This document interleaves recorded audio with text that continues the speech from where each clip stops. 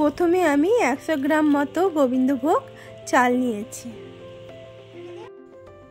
এবার একটু জল দিয়ে আমি চালটিকে ভালো করে ধুয়ে নেব।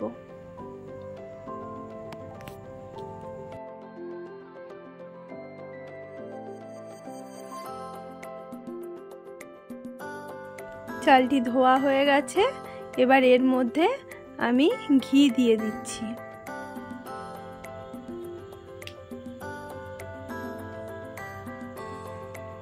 আর একটা তেজপাতা দিয়ে আমি চালটিকে ঘিয়ের সাথে ভালো করে মাখিয়ে নিচ্ছি।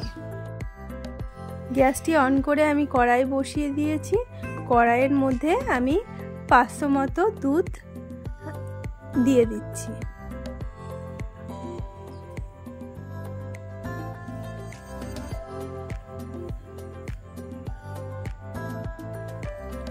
দুধটিকে আমি ভালো করে নাড়িয়ে দিচ্ছি। এবার অপর সাইডে আমি একটা বাটির মধ্যে কাজু কিশমিশ নিয়েছি। কাজু কিশমিশটিকে আমি জল দিয়ে ভালো করে ধুয়ে নেব।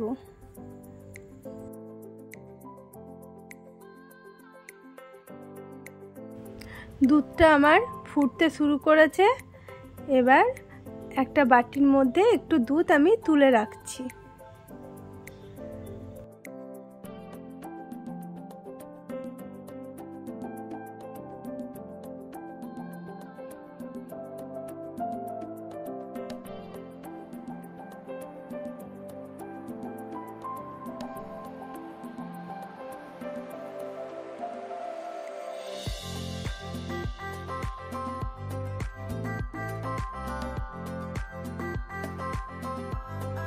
এর মধ্যে একটু আমল দুধ আমি দিয়ে দিচ্ছি, দিয়ে ভালো করে গুলিয়ে নিচ্ছি।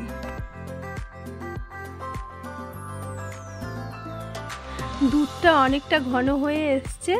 এবার ঘি মাখানো গোবিন্দভোগ চালটি আমি এর মধ্যে দিয়ে দিলাম।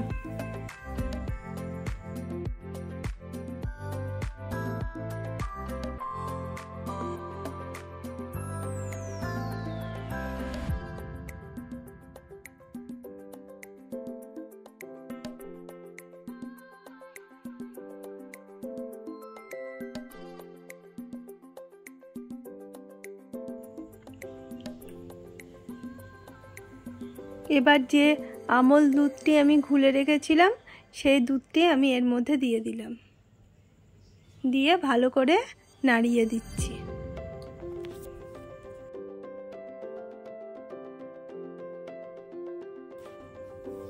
চারটে মতো এলাচ এখানে আমি ফাটিয়ে দুধের মধ্যে দিয়ে দিলাম। এতে ফ্লেভারটি ভালো আসে।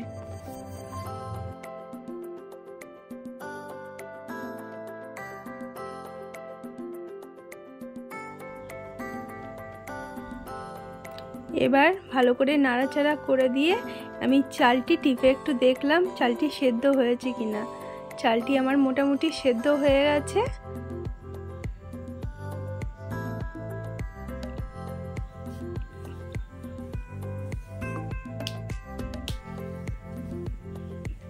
এর মধ্যে আমি একটা বাটিতে অল্প মিশ্রি নিয়েছি আর একটা বাটিতে আমি চিনি নিয়েছি।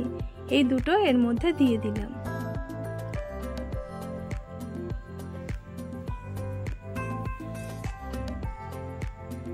দিয়ে ভালো করে নাড়িয়ে দিচ্ছি।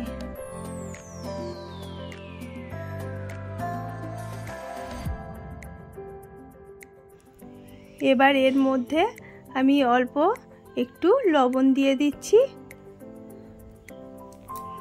দিয়ে আমি ভালো করে নাড়াচাড়া করে দিচ্ছি। অপর সাইডে আমি একটা বাটি বসিয়ে দিলাম। বাটির মধ্যে আমি একটু ঘি দিয়ে দিচ্ছি, 2 চামচ মতো ঘি দিয়ে দিলাম।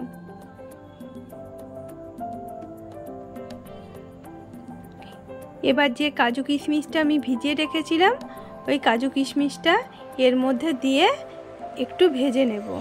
দেখুন কাজু কিশমিশগুলো কতটা ফুলে উঠেছে। আমি এগুলোকে ভালো করে ভেজে নেব।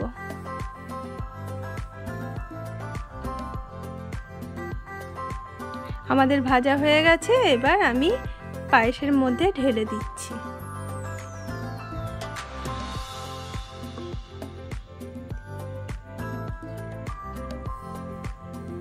দিয়ে ভালো করে আমি নাড়িয়ে দিচ্ছি।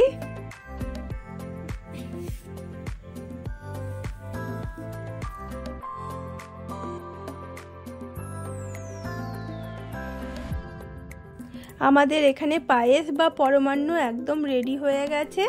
এবার ডেকোরেশনের জন্য আমি একটু কেশর চারি সাইডে ছড়িয়ে দিচ্ছি।